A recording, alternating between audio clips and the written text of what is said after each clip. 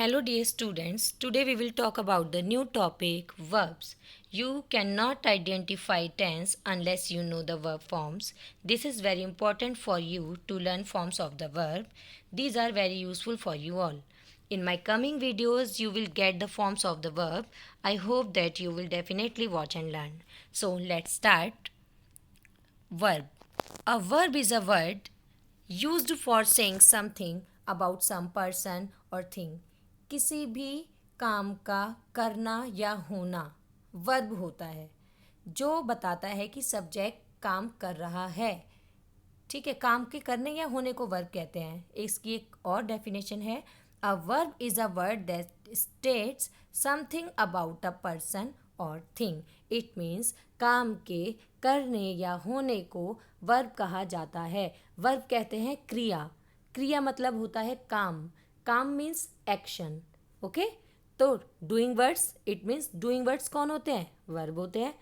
तो वर्ब किसे कहते हैं? जिस वर्ड से काम का करना या होना पता चलता है उन्हें वर्ब्स कहते हैं। जैसे रीड पढ़ना, खेलना, दौड़ना, स्कोल्ड डांटना, ईट खाना, किल मारना, ये सब वर्ब है। These are the examples of verb. Okay, now there are some sentences. Sanskriti reads book. Sanskriti book पढ़ती है। अब वो बुक को क्या करती है? बुक को पढ़ती है। तो बुक पढ़ना क्या हो गया? पढ़ना क्या हो गया? वर्ब। कुश ड्रैंक वाटर। कुश ने पानी को क्या करा? पिया। तो पीने का काम करा ना उसने। जो वर्ड हमें बताता है कि कोई भी काम हो रहा है वो वर्ब है। ड्रैंक वर्ब है। अभी इज फ्लाइंग काइट, अभी पतंग उड़ा रहा है। किस वर्ड से पता चल रहा है कि काम हो रहा है? इज फ्लाइंग, उड़ा रहा है। तो ये वर्ब है यहाँ पर। ये तीनों एग्जाम्पल आपके क्लियर हो गए। अब हम बात करते हैं ऑब्जेक्ट के बारे में। स्टूडेंट्स, वर्ब के टू काइंड्स होते हैं। एक होता है ट्रांसिटिव वर्ब, एक होता है इनट्रांसिटिव वर्ब। लेकिन उससे पहले आपको ऑब्जेक्ट का पता होना जरूरी है। ऑब्जेक्ट कहते हैं कर्म को, हिंदी में कर्म।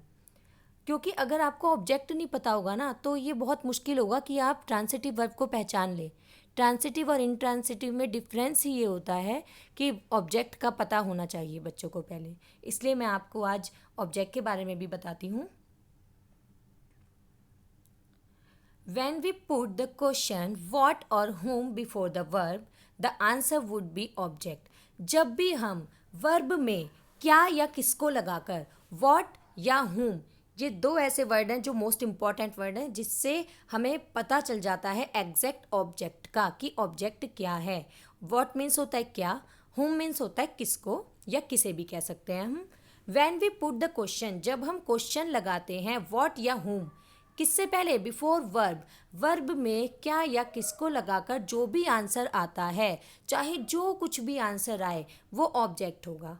ओके, जैसे मैं आपको एक एग्जांपल देती हूँ नीचे इधर। I am eating mango. Eat खाने का काम करना, ये तो वर्ब हो गया। आई एम ईटिंग, मैं खा रहा हूँ। अब मैं इसमें वॉट लगाती हूँ। मैंने बोला क्या, मैं खा रहा हूँ क्या, क्या खा रहा हूँ? मैंगो। तो मैंगो हो गया आंसर। इट मीन्स मैंगो है ऑब्जेक्ट। जो रेड कलर से लिखा हुआ है वो ऑब्जेक्ट है।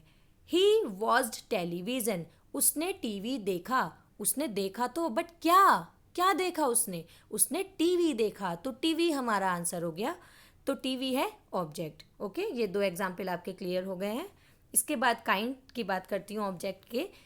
ऑब्जेक्ट के भी काइंड होते हैं। एक डायरेक्ट ऑब्जेक्ट होता है, एक इनडायरेक्ट ऑब्जेक्ट होता है। बहुत सिंपल सा है समझना आप लोगों के लिए। डायरेक्ट ऑब्जेक्ट क्या होता है? डायरेक्ट ऑब्जेक्ट होता है जो थिंग से रिलेटेड होता है, किसी भी चीज़ से रिलेटेड होता है। We can say that non living thing, okay, related to non living thing is called direct object. अब इनडायरेक्ट ऑब्जेक्ट क्या होता है? इनडायरेक्ट ऑब्जेक्ट पर्सन से रिलेटेड होता है। जैसे कि मी, अस हम कह सकते हैं, यू हम कह सकते हैं। अभी मैं आपको आगे आने वाली वीडियोस में केस बताऊंगी, तो उसमें सब्जेक्टिव केस से आपको सब्जेक्ट बहुत अच्छे से पता चल जाएगा, ऑब्जेक्टिव केस से ऑब्जेक्ट बहुत अच्छे से पता चल जाएगा आपको। ठीक है, तो डायरेक्ट ऑब्जेक्ट और इनडायरेक्ट ऑब्जेक्ट भी आपका क्लियर हो गया।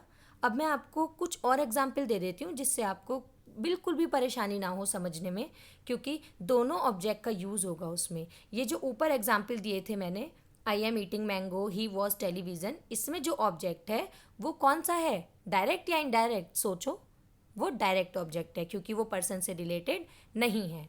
अब स्टार्ट करते हैं कुछ example. Number 1, she gave me an apple. She gave me an apple, इसमें क्या है, किसको, दोनों का आंसर आएगा। इट मीन्स इसमें डायरेक्ट ऑब्जेक्ट भी है और इनडायरेक्ट भी है। जरूरी नहीं है कि सेंटेंस में एक ही ऑब्जेक्ट होता है, डायरेक्ट भी हो सकता है, इनडायरेक्ट भी हो सकता है, दोनों भी हो सकते हैं। She gave me an apple, उसने मुझे दिया क्या, डायरेक्ट ऑब्जेक्ट कौन सा है बताओ अब, एन एप्पल, एन एप्पल है डायरेक्ट ऑब्जेक्ट। ओके, अब शी गेव एन एप्पल, उसने एक एप्पल दिया, लेकिन किसे, किसे का आंसर आ गया, मी, तो मी क्या है, मी है इनडायरेक्ट ऑब्जेक्ट।